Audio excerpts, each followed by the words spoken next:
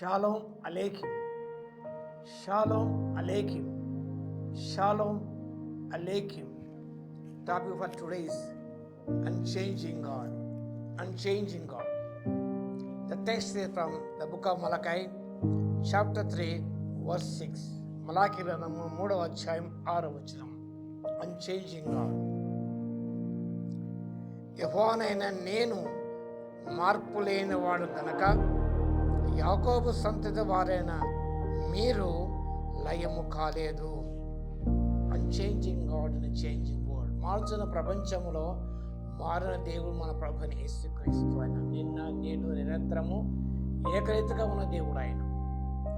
This passage, this verse highlights the immutability, unchanging nature of God.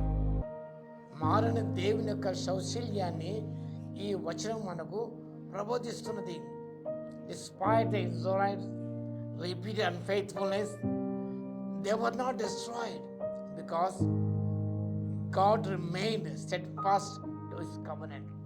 తన నిబంధన పట్ల దేవుడు స్థిరమైన మనసు కలిగినవాడు కాబట్టి వారు అవిశ్వాసులైన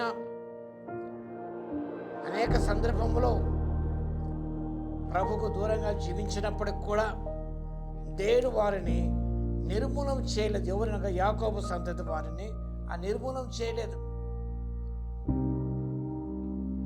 The immutability of God, God's character, His promises and love do not shift, waver or change over time.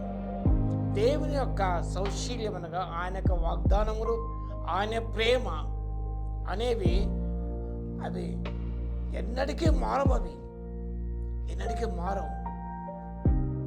అది దేవుని యొక్క సౌశీల్యం కాబట్టి ఆయన మారిన దేవుడు ఆయన. Covenant faithfulness, the survival of the sons of or descendants of Jacob and Israel is not based on their righteousness but purely on God's grace and the fulfillment of his promises. దేవుని యొక్క వాగ్దానం నెరవేర్చబడాలి కాబట్టి వారిలో యాకోబు సంతతి వారు లయము కాలేదు, నిర్మూలము కాలేదు. ఎందుకనగా వారి యొక్క నీతిని బట్టి కాదు, వారి యొక్క మంచితనం బట్టి కాదు, కానీ ప్యూర్లీ ఆన్ గాడ్స్ గ్రేస్, దేవుని యొక్క కృప ద్వారా వారు నిర్మూలము కాలేదు, లయపరచబడలేదు. But not destroyed because God's immense grace. Restoration or retribution, ప్రభులో ప్రతీకారేచ్ఛ ఉండదండి. ఆయన ప్రేమగల దేవుడు, పునఃస్థాపించే దేవుడు ఆయన.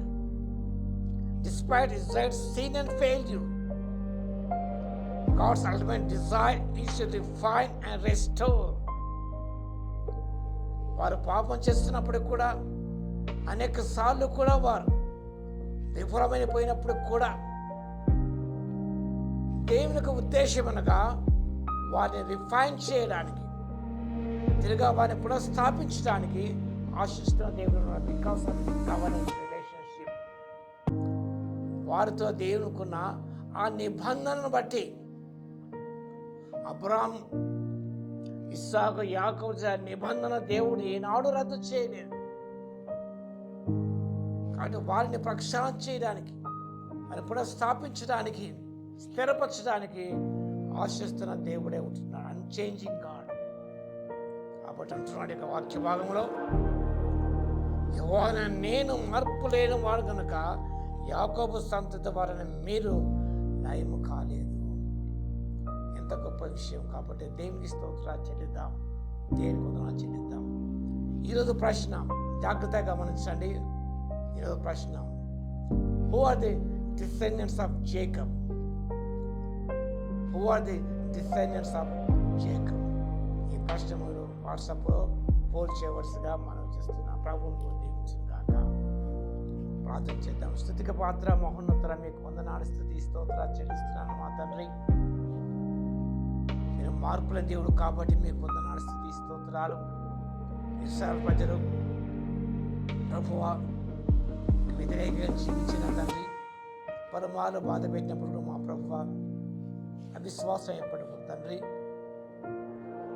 వారు కూడా మీ నిబంధన మార్చలేదు ప్రభువా, వారు నిర్మూలన చేయలేదు మా తండ్రి. వారి ప్రక్షాళన చేశారు నాయన. తిరిగి పునఃస్థాపించినందుకు మీ స్తుతి స్తోత్రం. మా పట్ల అలాంటి కరుణ, అలాంటి ప్రేమను, కృపను చూపిస్తున్నందుకు మీ స్తుతి స్తోత్రాలు చెల్లించుకుంటూ ఘనమైన మీ నామను కొనియాడుకుంటూ మా ప్రభువును రక్షకుడైన యేసుక్రీస్తు పేరట ప్రార్థించి వేడుకొచ్చున్నాను తండ్రి. ఆమేన్. మన తండ్రి అయిన దేవుని యొక్క ప్రేమయు, మన ప్రభువును రక్షకుడైన యేసుక్రీస్తు యొక్క కృపయు, పరిశుద్ధాత్మ యొక్క అన్యోన్య సహవాసం మనందరికీ సదాకాలం తోడే ఉండును గాక. ఆమేన్.